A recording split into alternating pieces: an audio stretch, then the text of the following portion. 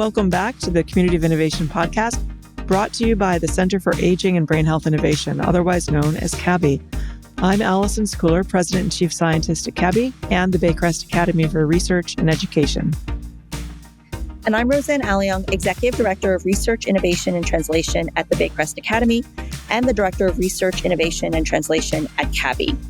In honor of Alzheimer's Awareness Month, we're kicking off the first episode of Season 4 with a deep dive into what happens right after a dementia diagnosis from a variety of perspectives. We'll look at the impact on recently diagnosed clients and their families as our guests walk us through the emotions and challenges of those early days, along with resources and strategies that can help. I know I say this a lot, but it's Alzheimer's Awareness Month, and we have some very special guests with us today. Allison, what stood out for you? So much. This is a great episode. And I think one of the things that really stood out for me is the fact that this is a really personal journey for people. And, what is going to work for one person at one time may not be what's right for another person. And so really just to know yourself, know your loved ones, and make sure that the journey for you and for you, whether you're the person living with dementia or the caregiver, it's personalized. It's personalized, and it's the right place and the right time for you. What stood out for you? So one of our guests is such an inspirational role model for living and aging fearlessly with dementia. And he shares a number of activities and things he does day to day that really makes him inspirational, makes him a role model, whether you're living with dementia or not, because I think he tackles life head on. And I think all of us can learn a lot from him. So that's what stood out for me. Yeah, it's advice for life, regardless of dementia. Absolutely. Yes, advice for life. All right, well, let's get to the show. And our first guest is Jim Mann. He is a researcher, author, and volunteer with an honorary Doctor of Laws degree from the University of British Columbia. At the age of 58, Jim was diagnosed with young onset Alzheimer's. And since then, he has become one of Canada's strongest Alzheimer's advocates, serving on the Canadian Institutes of Health Research Advisory Board member for the Institute of Aging. He's also a member of AgeWell's Research Management Committee and a co-principal investigator of research focused on reducing the stigma of dementia. Welcome, Jim. Thank you very much, Allison. I'm really pleased to be here.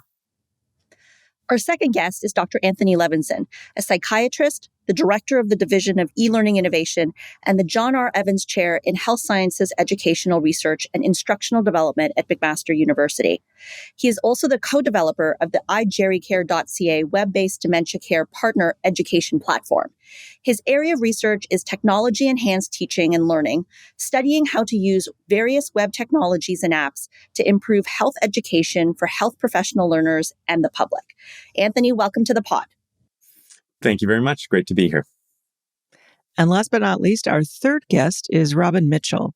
Robin received her Master's of Social Work from the University of Toronto, and as a social worker, she's devoted to supporting and empowering geriatric patients and their caregivers. Robin currently works in the Pamela and Paul Aston Center for Neurology and Behavior Support at Baycrest, and as a key team member of the Virtual Behavioral Medicine Memory Clinic staff, Robin collaborates with community stakeholders and families to ensure patients obtain access to resources and receive the optimal care that they deserve. Welcome, Robin. Nice to have you here. Thank you so much. So each of you came to work in the area of Alzheimer's in very, very different ways. And I'm wondering, what drew you each to the work that you're doing now in this space? Jim, perhaps we can start with you. Sure. Thank you, Allison. There were a few things that got me to where I am today. And one of them would be my mother had dementia, and I saw the stigma through her experiences. And I remember in independent living, they all sat at the same table, and I went one day, and there were 4 people at the table, and the other 3 people had evicted her, and so she was sitting at a table in the corner. So But I also saw a general lack of awareness of the ability to live a meaningful life. And so I really put my business background in advocacy and communications with the experiences seen through my mother and also then my own diagnosis. So the first thing I did after my diagnosis in early 2007 was in the fall. And here we are today. Yeah, and I have to say, Jim, we've known each other for a while now, and it's you've done so much great work to decrease the stigma and to raise awareness of Alzheimer's. So I just want to say right at the outset, thank you for everything that you've been doing. Anthony, what brought you into this field? So I had had a fair amount of professional experience as a psychiatrist, focusing mostly on medical psychiatry or neuropsychiatry. So was seeing many patients and their families with various neurological conditions, including dementia. And I've also had some personal experiences as a family care partner. And I think all of those things really highlighted some of the issues that Jim identified, that there's a lack of knowledge and awareness about dementia in the community, especially given how common it is. And with my interest in education as well, that's part of what drove me to think of some better mousetraps, along with some of my colleagues, to develop better educational resources for family carers to kind of raise awareness and understanding about various aspects of dementia. Yeah, and again, I have to say thank you again for all the work that y'all have done in developing iGeriCare. It's just a phenomenal resource. And it's hard to imagine that something like that hasn't been around forever. So you guys, kudos to you. And Cabby's been really pleased to support the development of that. So thank you for that work. Robin, social work is huge. You could have gone anywhere. So what brought you into the area of Alzheimer's and related dementias? So a very long time ago, when I was thinking about what career pursuits I would, follow, I volunteered in many different environments. And one of my volunteer opportunities was at Baycrest in the long-term care division, the Apotex. And I actually ran a support group for Holocaust survivors who also had a diagnosis of dementia. And it was such a meaningful experience for me, having not had a lot of experience with individuals with dementia. And what I learned from that experience was that they had so much to share and so many stories that I basically fell in love with the specific group, but also it inspired me to pursue my studies in social work and to continue my work with the geriatric population. And I have no regrets. Well, we're glad you don't have regrets, because we have no regrets that you're here with us today. So. Thank you. So we titled this episode Day One because we're interested a little in what happens after that initial diagnosis of dementia. And so, Jim, maybe we can turn to you and can you take us back to the day you received your dementia diagnosis? What went through your mind and, what feelings arose for you?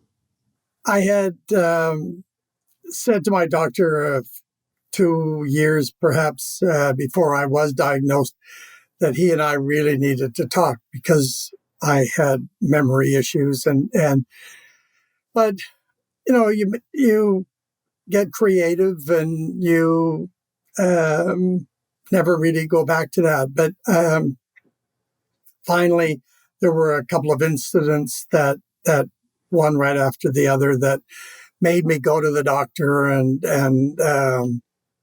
talk to him. And at that point, I was told I had dementia, and then I went to the Brain Research Center at UBC and got it confirmed as Alzheimer's. But at that point, I had to acknowledge that I had a medical condition. But on the one hand, it was, reassuring that it was a medical condition and nothing else. But But immediately after the appointment, I have to admit there was a fair bit of panic, a lot of disorientation, a lot of thinking, what the devil is happening to me? And in fact, I keep asking myself those questions when I'm looking for something in my office. But I kept a journal, not really a daily diary, but a journal since the day of my diagnosis. And about a week after my appointment, I wrote, "Is it the end of the world? Of course it isn't. Is it a concern to me? Of course it is, especially when I see my mother, who was still living at the time. I know I am still a long way from where Mum is, but because I have put off the inevitable for some time, where does that put me on the timeline? There again, I don't care. I don't care too much because all of that is really out of my hands." So, Jim, that diary or journal that you talk about, that's amazing. And do you go back to it often to kind of reflect?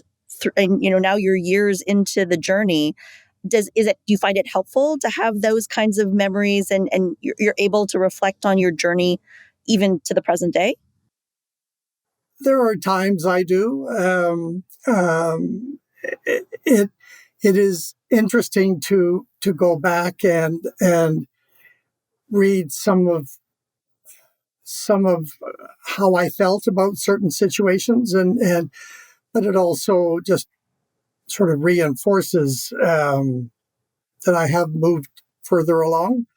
But the one thing I did do, I started that journal mainly because of my mother, if you will, because we realized, my wife and I, that we were going to have to go in to her doctor with her at appointments, and so with her approval, either one of us would go in, and she experienced all these different things that I would put down on paper, and in Word I used to call them mummisms, but they were little comments she would make or incidents, and then when we went to the doctor, I would put that on his desk, so that would, I don't want to say force, but basically force him to reflect on that,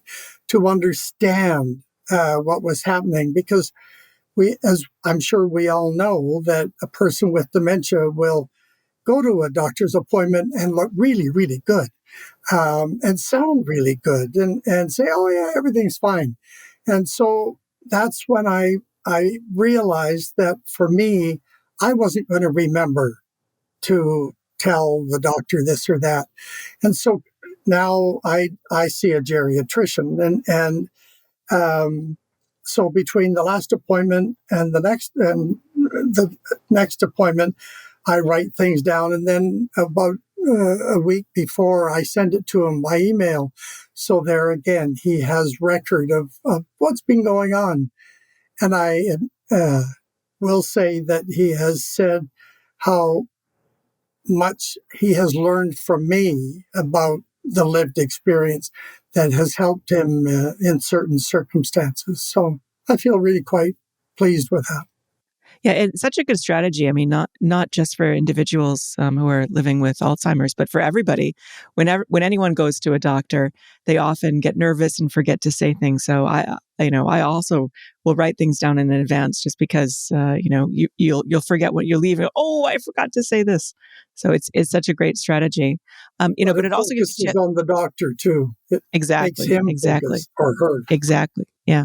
And I think having the chance to go back and look at it also gives you a chance to think about, after things settle down beyond that first day of diagnosis or first period of diagnosis, was there a shift in your focus, or in that of your family's focus? Did you see a change in your emotions, a change in your approach to day-to-day life? I'm going to start off with a quote. Allison Van Dusen wrote an article, "Surprising Things That Affect Memory," that appeared a few years ago on the Forbes.com website. She reported that Dr. Vincent Fortanas, author of the book The Anti-Alzheimer's Prescription, says, and I quote, "Most people feel that they are victims when it comes to Alzheimer's and memory loss." End quote. And I knew I was not that person. That was not my personality. So, basically it's a shrug of the shoulders and it is what it is. So what I did about a year after my diagnosis is wind down my business. I was consulting at that point and not doing it well. And now I know why. But it made my life less stressful. And so I officially retired. And I retired from work that is a revenue stream, but I'm now doing work that is more focused, more rewarding, and more hopefully impactful. But unfortunately, it doesn't have a monthly retainer like a consultant. But now my day-to-day life is now centered around research and around issues of consent and ethics and volunteering with a few groups in an advisory capacity. And I do that because, like I said before, that I put my background with my diagnosis and some of the issues that I saw. And so I realized that there was that need to be out there, communicate that, tell people not to be scared of the diagnosis, to show people that, I can walk and chew gum at the same time. And so I wear a lanyard when I walk out the door that says, "Please be patient. I have Alzheimer's disease." And I do it for a couple of reasons. One, because I found that in a couple of instances, I would end up at the counter just to order a plain latte, nothing special. But I'd stand there and wow, what am I doing here? And I just had no clue. Luckily, there was nobody behind me in the line, but the clerk, the body language, didn't say anything, but I'm getting are you going to do something? So my wife said, "Well, you've got that in your pocket. Why don't you show it to her?" And that to me is not being proactive. It's reactive. And I don't want to embarrass her in that case and suggest that you're impatient. So I need to tell you why this is happening. So I just put it around on the lanyard and for all the years that I have worn it, no one has ever talked to me. So, they see it, they talk to each other behind. I can hear them talking, but they will never say anything. So it's interesting, but I'm on a journey to just tell people. Yeah. And I think the work you're doing and the transition that you've made just really highlights that, once you have a diagnosis, it doesn't mean that's the end, right? There's more to the journey. We continue to grow, we continue to evolve, we continue to change, and we can continue to contribute. So it's wonderful to see, the work that you're doing. And I think the other thing it really brings home for me is we often say, talk about in other areas of science, you need to be able to see your role models to be able to understand that you could be there too. And if you can see it, you can be it. And I think that, you've been such a great role model for folks and out there showing them what is possible. So thank you so much for that. Thank you. So Jim, I want to come back to that example. Well, that comment you said that you've been wearing this lanyard for years, but no one has brought it up. And I guess the question is, it can be, I imagine, awkward and maybe challenging to bring up a person's diagnosis. You're very open and transparent about it. I guess, what has conversations about your diagnosis look like, whether it be with your family, your friends? the individuals around you who I guess would read the lanyard, but perhaps not bring it up. Are you looking to have that conversation? Have you had those conversations? What does that look like? Um, a lot of those conversations, Rosanne, will be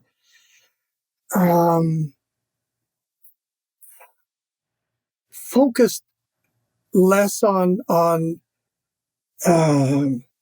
sort of me connected with Alzheimer's as much as it'll be more talking about the research project or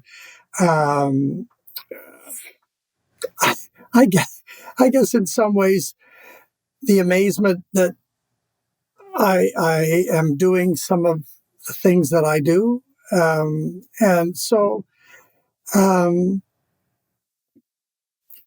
I think that that's a lot of it.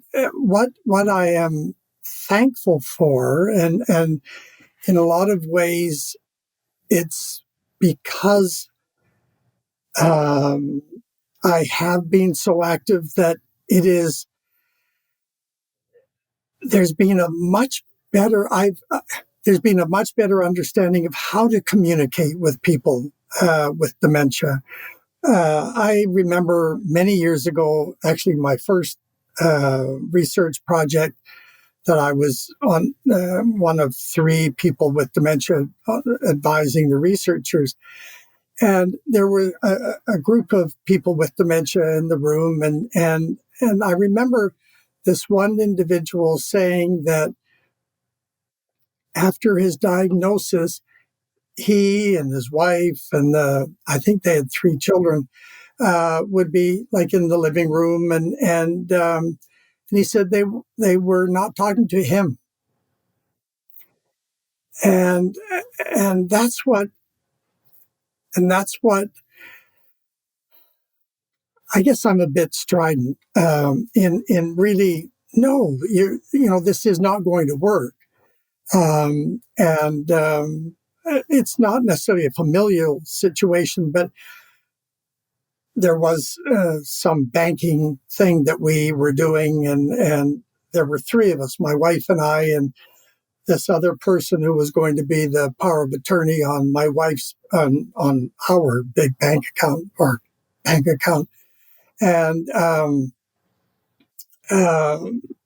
the bank had said, no, you need to get a letter from the doctor to say we can even, there's even any point talking to you, but. We were there for an hour and a half, and I was making my point periodically. But afterwards, the other person said to me, she watched this person, the 2 people in the bank. She said they never once looked at you, and so I ended up writing the bank a 3-page letter about that. And so, I guess I don't allow the deflection of conversation. And I think that's what comes with just experience and perhaps my background. Yeah. And I know you're not alone in that experience. I've heard many, many other people say, it's as though they're invisible. Yes. My friend Pat Spadafora once told me a story about how, even something, for women who've been diagnosed, presenting to the public in a way that projects more confidence, actually, if they feel more confident in themselves, then that comes across and it encourages people to interact with them more. So she was actually talking about makeup. It's been on my mind because I was just hanging out with some amazing women from Shiseido. They were talking about the importance of not just outer beauty, but inner beauty and how it relates to wellness. And I think it's really related to that self-confidence. Yeah. In a previous interview, you had mentioned that you didn't grasp the full impact of dementia and its diagnosis on a person's self-confidence and withdrawal until you learned a little bit about it through your own experience. I wonder if there's anything more that you want to add about the impact on self-confidence and how you can really take back that control.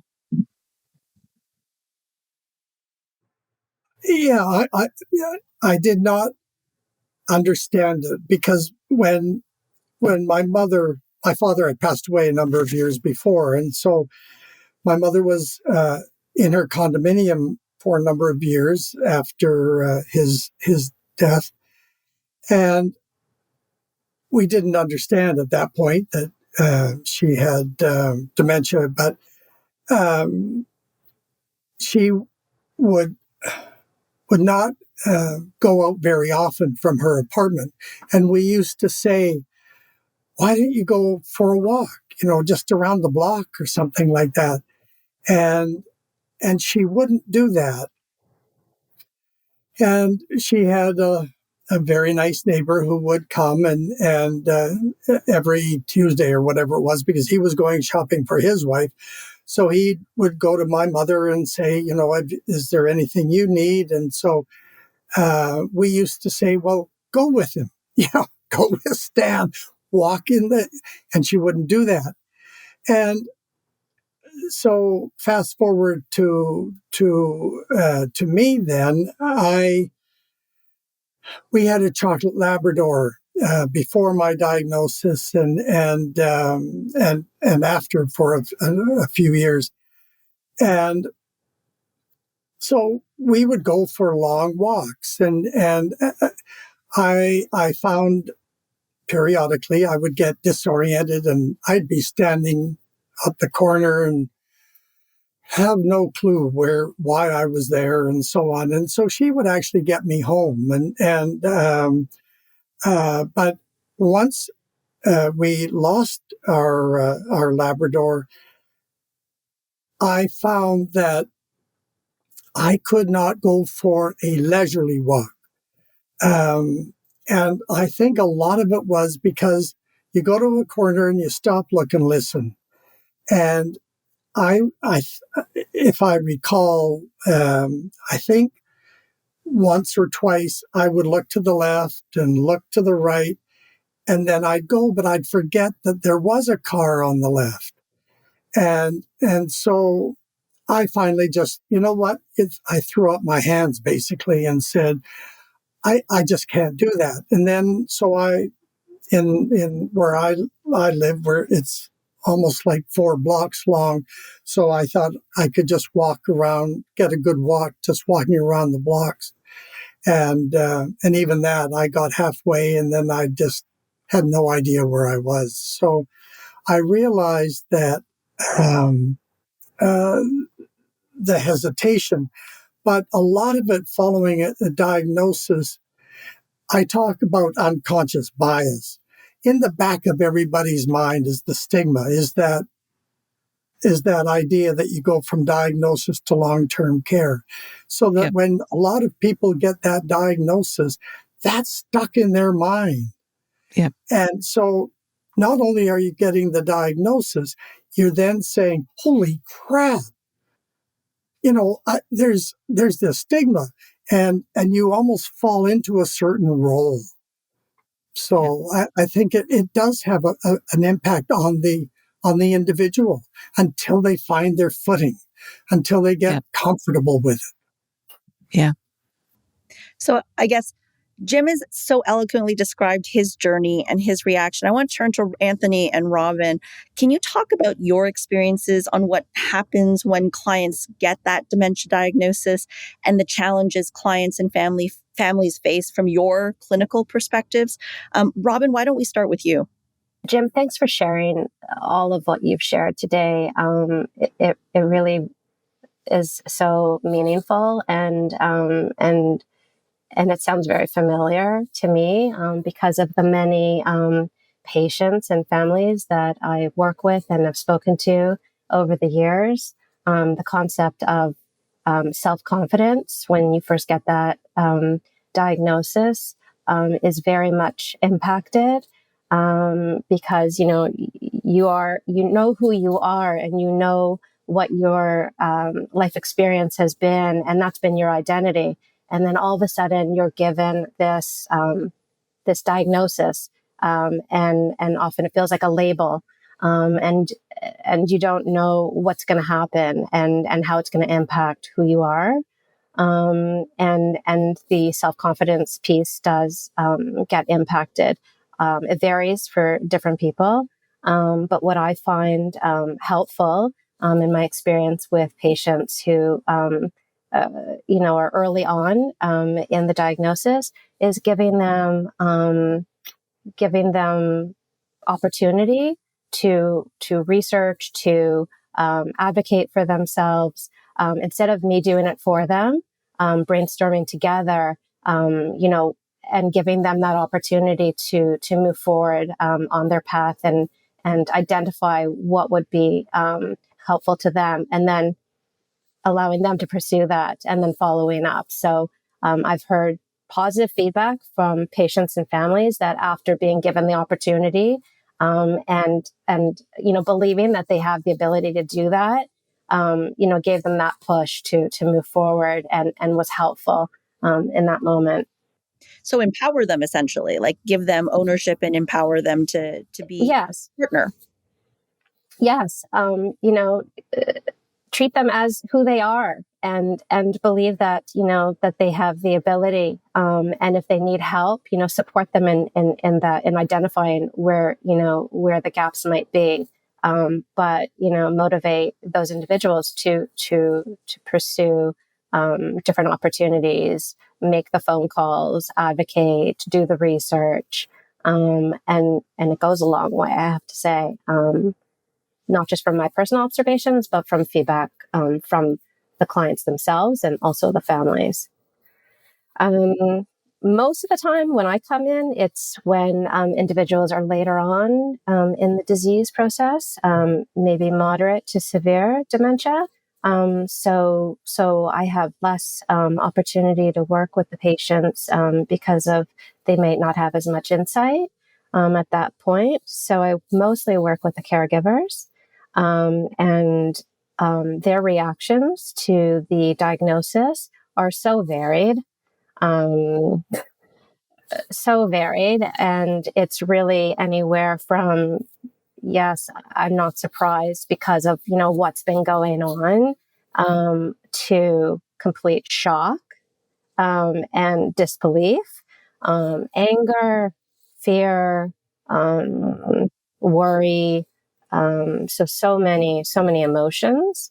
And my role in the memory clinic and in the virtual behavioral medicine program is to really work closely with those caregivers to identify, what supports can be put into place, not only for the patient or the client, but also for the caregiver. Because as we know, if the caregiver isn't feeling well, then they can't provide the care that is required. So I work a lot with caregivers on self-care opportunities, as well as, trying to recommend as much as possible.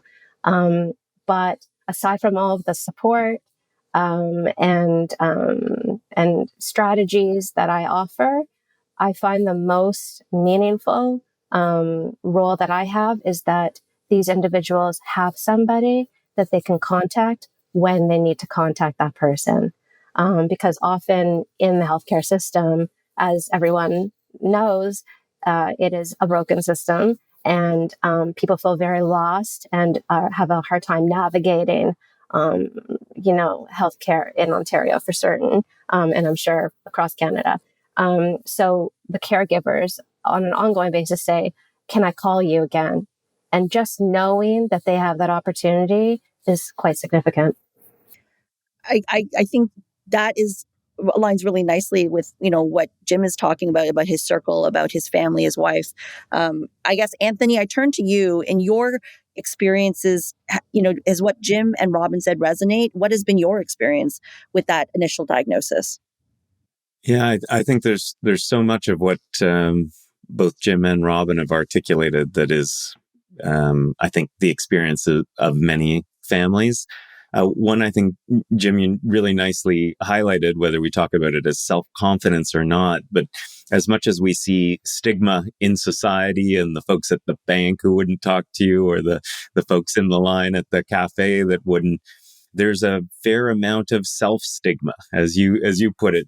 People see it as a death sentence, or potentially I'm going to long-term care in the next week or so, rather than, for most people with Alzheimer's, a chronic disorder that, they can live with for many years and may choose to live well. And I think the self-stigma then can become a bit of a vicious cycle if people begin to withdraw more and have, less social activity, less cognitive activity, fewer relationships, and can fall into a pattern of demoralization. So we shouldn't underestimate the self-stigma, as much as there are important elements of society and stigma at all levels, and the importance for knowledge. So I think, similar to what Robin said as well, when it's day one of the diagnosis, it's important to be, preparing and building rapport and being somebody that can be there on day 2 and day 3, and, sort of preparing people for day 25, because there's only so much that people can take in on day 1. And obviously circumstances vary tremendously. There's some people where, the signs and symptoms or their own personal experiences have been, persisting for some time. So they knew something was going on, and sometimes they're just, at least there's a diagnosis. They may not be happy. Everybody would want something that is maybe a reversible diagnosis, but just actually, I wasn't just imagining this. There is something going on. So I think for many patients and families, the experience of receiving a diagnosis and being able to then, have a plan, that doesn't happen on day 1, because, as Robin said, sometimes people are just reeling from, finally having a diagnosis, and there may be, anger or denial or whatever. But I think for most patients and families, having a diagnosis arguably as early as possible. And it sounds like, Robin, some of your experiences are people who really should have had a diagnosis, 5 years earlier, but they're not getting a diagnosis. And I think that's the other element here, that there are still gaps in our system for the assessment and diagnosis. I think those, there are stats globally that indicate there is a underdiagnosis of dementia. And I think there are societal and health professions reasons, the reasons are complex for that. But I think there are a lot of people who don't get that diagnosis. And I feel like it's always better for most families. How people react, I think, is also variable. Like, what is their prior knowledge? Jim, you talked about, you had a fairly good knowledge from the perspective of a family carer because of the experience with your mother. Some people have very, very low levels of knowledge about the disorder, but probably have some of the incorrect understanding or assumptions. And others may be more knowledgeable and able to, kind of do some of their, research or access resources. I think economic factors really play a big role in living well with dementia and being able to access supports and afford private supports when the healthcare system, may have limits on its resources and what it can offer. So I do think there's a lot of socioeconomic factors at play in terms of people's prior understanding, but also the resources that they can access for living well with dementia and supporting the person with dementia and additional supports for the families. Yeah, and Anthony, you're mentioning a number of different ways that people can respond to the diagnosis that can actually be beneficial for them in terms of slowing the progression of the disease. And I think that that's one of the things that we really need to make sure everyone understands, is that you talked about people who just withdraw and sort of become more asocial, increases loneliness, it decreases cognitive engagement. And we know that, those are the sorts of things that can move the disease along faster. So there are ways to take control of the situation to some extent, obviously not entirely, but to do what you can to reduce the likelihood that the disease will progress as fast. Staying cognitively engaged and so on. So, and Jim's been doing all of that, which is one of the reasons he's had, such a great advocate for us. So are there... Absolutely right. I totally agree. I think there's been a lot more attention over the last 5 to 10 years about, positive things, mostly lifestyle factors that people can do to promote brain health. And all of those are, there's going to be other factors related to the course of illness in the different dementias and Alzheimer's. But in most cases, I think the same strategies for, primary prevention or risk reduction are also going to be helpful to optimize a person's function. So managing blood pressure and diabetes, things that contribute to blood vessel health, and, limiting intake of alcohol, smoking cessation, physical activity, optimizing sleep, nutrition, things like Mediterranean diet and other, diets, but physical activity, exercise. These factors are now being shown to reduce risk of the development of Alzheimer's. And I think while there may still be some evidence still to come, there's pretty good common sense reasons why promoting brain health with those strategies, as far as secondary prevention, once there is a diagnosis, would potentially either slow the progression or optimize quality of life while living with the disorder. Yeah. And so what resources would you provide? You talked about giving resources to people, but what resources would you provide? And obviously, if you just sort of say, here's 20,000 things all at once that you can and should be doing, that adds more stress to the situation as opposed to helping to reduce the stress. So how do you offer support without adding more stress for people with a new dementia diagnosis? Yeah, I think that's, it does depend on the context with respect to, what is the health care context? Do you have that quality relationship with a family physician who's willing to meet regularly? Totally agree with you about the importance of almost prioritizing resources. And I love what you were saying, Robin, about, families having somebody that they can call when they need it. So you can provide a little bit of information up front. I think it's really important not to overwhelm people.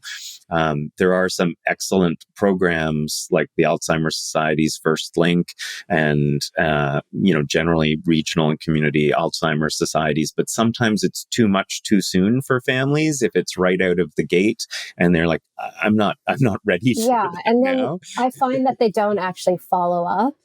If you give them a big chunk of information, or if you even give them something physical to take away, it sits on the table and they don't review it. And so part of the work that I do with families is really and clients is really looking at what are their interests, and trying to tailor recommendations based on who are they as an individual and what was their life experience. Are they introverts? Are they extroverts? Are they people that enjoyed being around other people, or did they really not enjoy being around other people? And trying to figure out what would be meaningful for this individual, because you can't just take somebody and say, oh, you're going to go to a day program with everybody else who, is in a similar situation to you. That may be the worst possible thing for that individual. For some people, it's great and it's beneficial. For others, maybe not.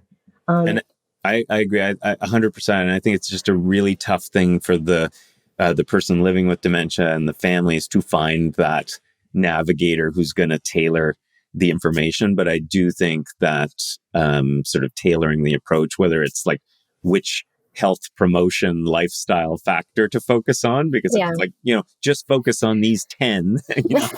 Any of us who have tried to become, more physically active, exercise, eat a healthier diet, it is not easy.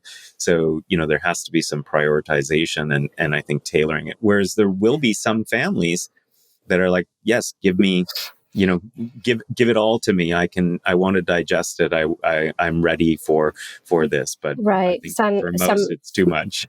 Some families feel so out of control that they want to take control by learning as much as they possibly can and knowing about every resource that exists. But also that's where I come in to try to help them tailor what's most appropriate at that stage of the disease.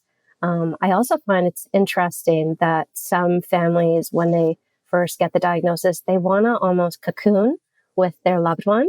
And they all of a sudden feel that maybe that individual shouldn't be doing anything. They shouldn't be traveling. They shouldn't be going to the grocery store or to their regular coffee date. They need to be protected. And, I often get spouses of individuals with dementia saying, my family and my friends are being so judgmental that, I'm continuing to take my trip to Florida. And I feel so guilty that maybe I shouldn't go and we should just stay home. And I say, absolutely not. Now is the time to travel. If you can travel and it's something that you want to do, and, it might not be the same as it always was. It might be different, but that's okay. Do it. And then all of a sudden, those caregivers have the permission that they're looking for and the validation that they don't have to all of a sudden change everything because there's already been enough change.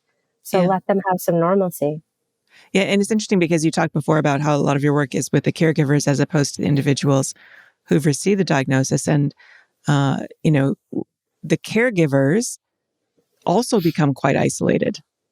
Yes. Often, right. And so unfortunately, they lose a lot of friends. Yes. Yeah. And so how do you provide resources to them to use it before? I mean, you need to take care of yourself first before you can take care of others. So how do you, at the same time that you're providing resources to care for someone, you're also needing to provide additional resources, aren't you, for them, for their self-care? Absolutely. And many caregivers, and it's heartbreaking, don't feel like that's a priority. And it's after, discussion about, what health risks they might be vulnerable to if they don't take care of themselves, where they, say, okay, well, maybe I need to, or unfortunately for many caregivers, they wait way too long, to the point where they're already completely stressed and anxious, and isolated and depressed, and lonely. For them to realize, well, I need to make a change. I need to shift. And that's where I come in to help them with that. What has been really helpful for many caregivers is our support groups. It's not for everybody. Sometimes it takes a few times trying to, present that idea before they agree to it. But once they do participate in a support group, they find it very validating because they have all of a sudden a community and a connection to others, but not only a connection to others just on from a social perspective, but connection to others who understand and have a lived experience, a shared experience from what they've been going through. And oftentimes, support groups that I've facilitated or recommended that the participants, come back to me after and they say, I've made the best friends of my life.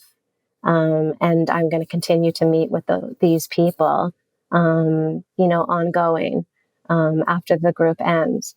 And that is pretty amazing. Amazing. Yeah. So, Jim, I'm going to turn it back to you. I mean, Anthony and Robin have talked about a lot of different resources, a lot of different reactions. From your personal experience, what was the most helpful to you after you first found out your diagnosis? I will answer, Rosanne, but listening to Robin and Anthony, Robin in particular, because of her talking about all these meetings with caregivers and people with dementia, that works well in Toronto, but outside of the Toronto area or outside of the Vancouver area, where you're really reliant as government is reliant and more on the family doctor, on the family physician, and as Anthony talked about, if you have a good relationship or a long relationship, whatever the words were, with your doctor, well, I think in what sounds like an awful lot of people don't have that relationship because they go to clinics. So they're, but yet, government keeps wanting to push the diagnosis and follow-ups and so on to the family doctor. But it's the family doctor in so many cases that is not prepared for that and does not have that background. And I've read so many times of how the doctor will say, you have dementia. Here's the prescription for a cholinesterase inhibitor. And maybe get your affairs in order. Some do, some don't. And then I'll see you in 6 months or whatever. And so when you think about the person getting that diagnosis out of left field with no background in dementia, then as one person talked about, goes home and Googles, he's getting all the long-term care and all the sad stories or the very old and frail. And so it's that understanding for the need to carry on, the need to find a purpose.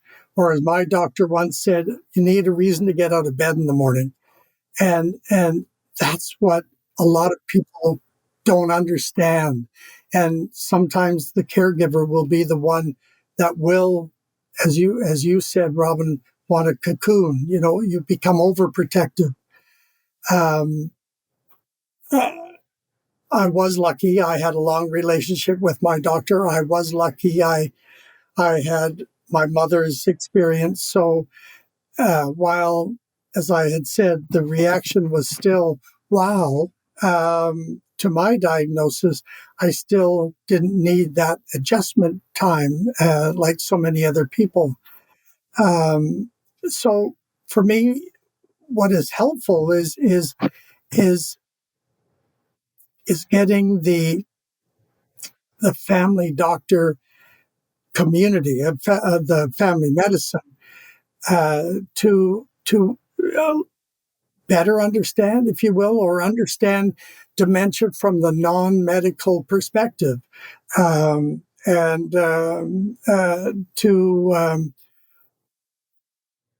to talk about First Link, if it is in fact in their province, to talk about the helpline, to talk about the Alzheimer's Society,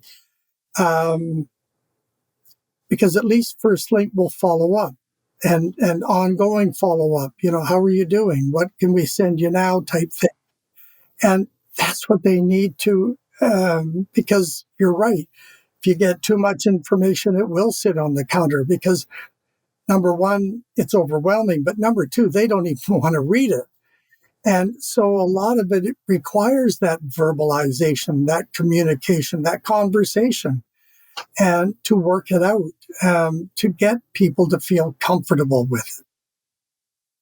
So I want to follow up. I want to, Rosanne, I probably haven't answered your question. But no, you absolutely have. You absolutely have, Jim. But I want to follow up on something you said about access. Anthony, Jim mentioned, some people don't have a family doctor. They're dependent on walk-in clinics and maybe a different walk-in clinic depending on, the date, time where they are. Urban, rural divide, access. What do people do if they don't have a family doctor or if they may live in a rural area that not all of these resources are available? I think that this remains a very big challenge because there are, excellent specialist programs, and whether they're, neurologists or geriatricians or geriatric psychiatrists or specialty clinics like where Robin's working, those are just inaccessible for many people, or the wait time to see the specialist is very long. And what happens when wait times become long is the specialists can't really have that longitudinal relationship. So what we're seeing in Ontario is many of the demand for geriatricians or dementia specialists is such that they focus more on the consultation model and then hand people back, whereas where they're being sent back to, maybe the walk-in clinic. So, comprehensive family medicine and primary care is, a wonderful resource and needs to continue to be developed so that all Canadians can have that longitudinal relationship with a primary care provider, whether a family physician or a nurse practitioner. But there are shortages in many communities. But I think continuing to work on that and continuing to improve the skills and range of competencies around providing comprehensive dementia care in primary care is going to continue to be a really important priority. And I think many provinces, it's listed as part of the Public Health Agency of Canada and our relatively recent national dementia strategy, Together We Aspire.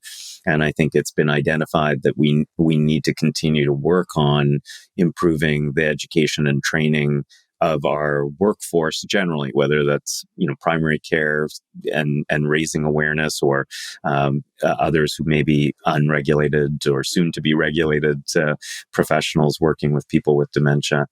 I think there are some innovative models. One, quality standards, like in Ontario with Health Quality Ontario has developed some quality standards, and there may be shortages of personnel, but at least there's sort of a blueprint for what would be, good quality of care for people living with dementia in the community.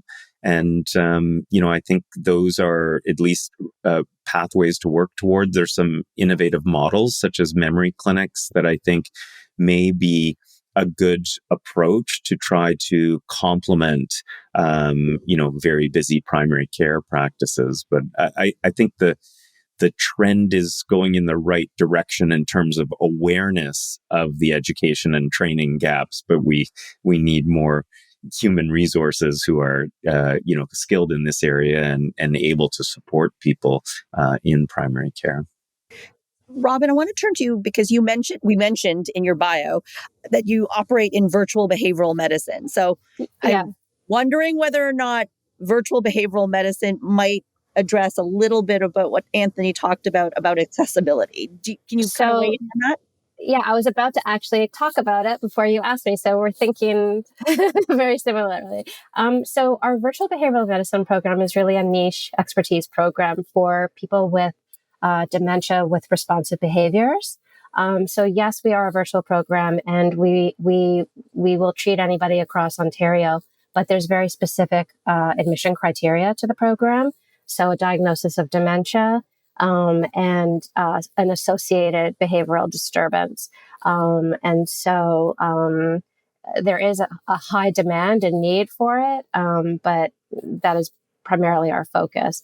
And it's been very successful and is expanding. So we are serving, a very specific need in Ontario. And I believe, that other areas are going to start to adopt the similar program.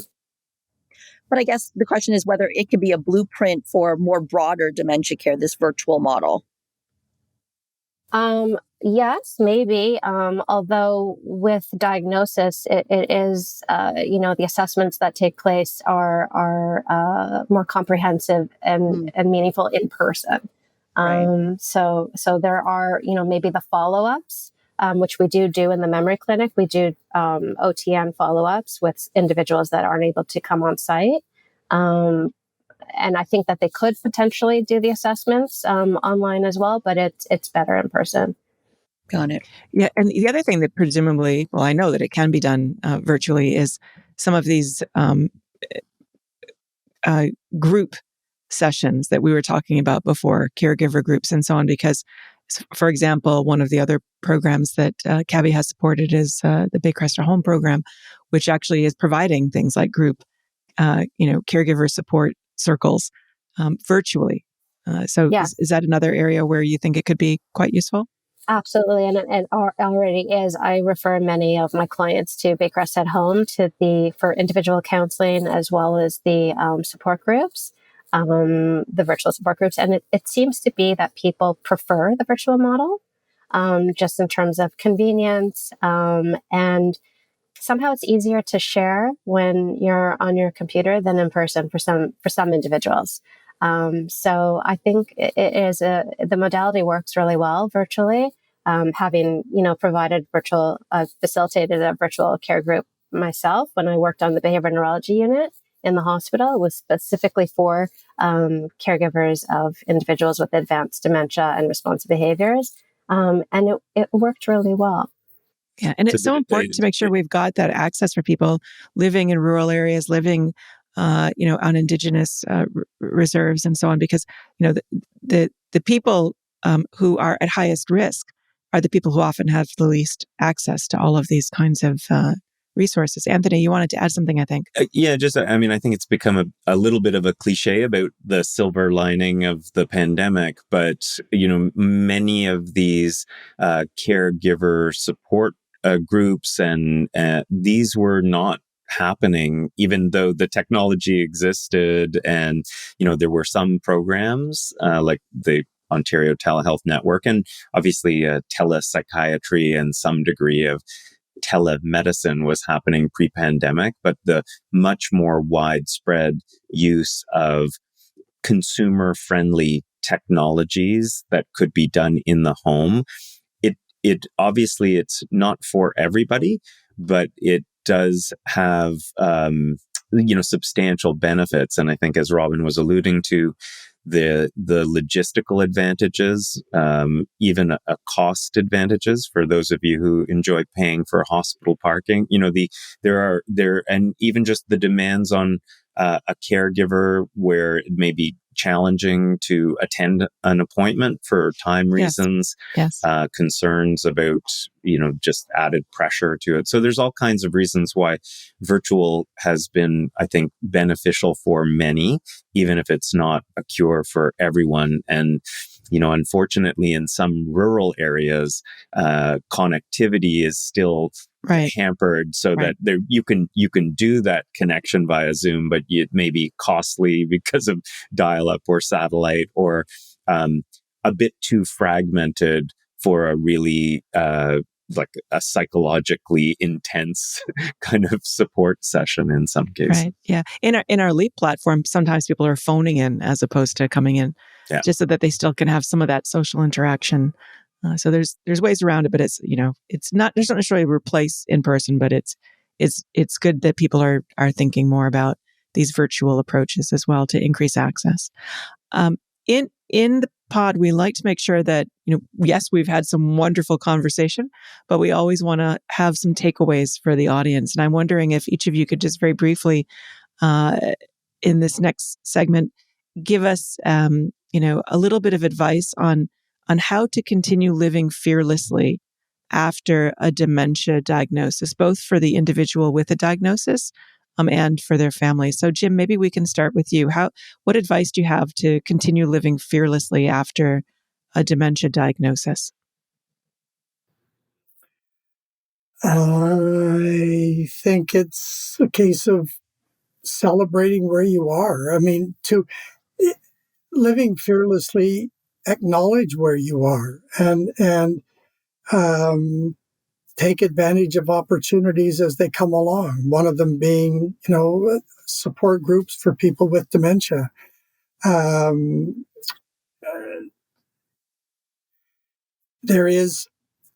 did a YouTube video for the city of Vancouver a number of years ago. Jim's story that has been used or being viewed by a lot of people with dementia who have said that all they've seen are the frail elderly stories but that showed me in the market eating ice cream and so on. And it's that kind of thing that you want to reinforce and hopefully, they will find a role model or find someone who, wow, if he can do it, so can I. Right. And that is, to me, the big takeaway as far as living fearlessly. Amazing.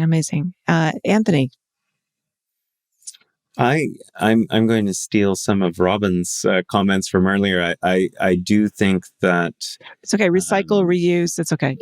We're into all that stuff. It to me, it's about the timing and availability. It's about trying to understand the person and their needs and supporting them where they are, whether it's knowledge or resources, and trying to encourage people to accept help when needed, because I think that proves to be a really big barrier for many people through pride or stigma. But, and then as Robin was saying, sometimes by the time people are willing to accept help, it's a bit late. So I think, being available to help people navigate the resources, but it's got to be sort of right place, right time. So I think being able to support people where they are, and then, connect them with the right resource when they're looking for it. Great. And Robin, is there anything that he hasn't stolen that is still here for you to say? Any more advice on how to continue living fearlessly? Let me write it down. I would say live one day at a time, and, really celebrate the small successes, and have compassion for yourself. I think those are my main messages: to be kind to yourself, and really, to move forward with that mentality. So as we close the episode, we always ask our guests for their recommendations about resources that our audience should check out. So why don't we start with you, Anthony? iGeriCare.ca, a free open access resource. It is targeted primarily to dementia care partners. And it is basically an online educational platform with multimedia e-learning lessons around various topics related to dementia and caregiver wellness. So it covers a lot of the basics. I want to give a shout out to my colleague, Dr. Richard Stramko, geriatrician, and our teams sort of work to put this together. And the idea was, if we had all the time in the world, in other words, people weren't stopping off at a walk-in clinic, if we had time to sit down with families and explain various elements in depth. What is dementia? What are the various treatment options? Issues related to community resources. How would we explain that? So it is designed, people can access it anytime on demand. There's an email-based subscription learning that you can get one email a week for a year with additional kind of knowledge to reinforce it. And then every couple months we do a live online session that's recorded. So there's over 35 recorded interviews and topics on the site as well. So and it's nice chunks. Is each lesson doesn't take too long, and you can come in, you can go back to it, you can do different orders. It's really well designed. So congratulations on that. Thank you. And rest assured, it will be in the show notes and on the blog post, so our audience can absolutely figure out where to find you.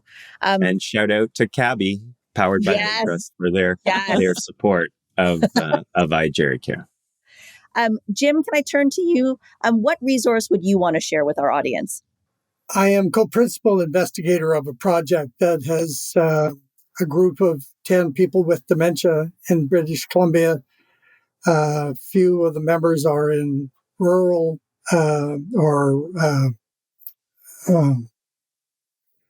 rural areas of the province, and they have created a website, flippingstigma.com, and in that website are little short videos or comments by those members of the action group with dementia on stigma, on dealing with their doctor, and not only saying here's the issue, but here's what I said, or here's how I handled it, or here's how I should have handled it. And it is, and now there are a number of interviews with some of these members talking for a little bit longer on some of their experiences. And I think that it has been said to us many times that the power, if you will, or the influence of that site is really hearing the people, the action group members. It's not somebody speaking on their behalf or a caregiver or whatever. It is the individual with living with dementia, and so that is one site that I would highly recommend. FlippingStigma.com. That will also be in the show notes so people can find it. Last but not least, Robin, resource that you'd recommend. Can I recommend the memory clinic where I work? Please. Absolutely.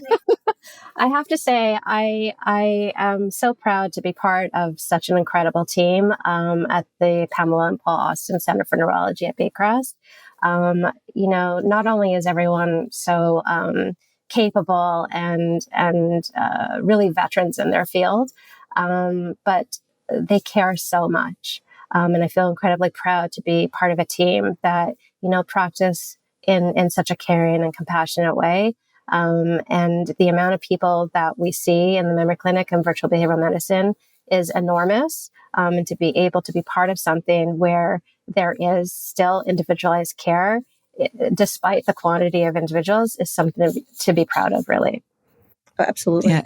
And we're so happy that you were all able to be part of this today, joining us here to have this discussion. It was really so helpful. It's going to be, I think, we talk about role models. You're all role models and you're all really inspiring. And I hope that this is helping people on their own journey. So thank you so much, Jim and Anthony and Robin, for joining us on the podcast today. Thank you. Thanks for the opportunity. To learn more about Jim, follow him on Twitter at jimmann.bc. That's at JIMMANNBC. To learn more about the Flipping Stigma Toolkit, visit flippingstigma.com and follow them on Twitter at BC_CRPD and on Instagram at CRPD_UBC. To learn more about Anthony's work at iGeriCare, visit iGeriCare.ca and follow him on Twitter at eLearningDoctor. And you can follow iGeriCare at healthhq_. And to learn more about Robin and her work at the Pamela and Paul Austin Center for Neurology and Behavioral Support, visit baycrest.org and follow them on Twitter and Instagram at Baycrest and on Facebook at Baycrest Center. We also want to thank our podcast production team, including Monique Chang, Nicole Pacampera, and our friends over at Podtex. To learn more about Cabby, please visit us at cabby.com. That's CABHI.com. We'd also love your support of our podcast, so be sure to follow us and leave a review on SoundCloud, Spotify, Apple Podcasts, YouTube, iHeartRadio, or wherever you get your pods. Be sure to subscribe to our YouTube channel, ring the bell to get notified for all new episodes, and leave a comment below.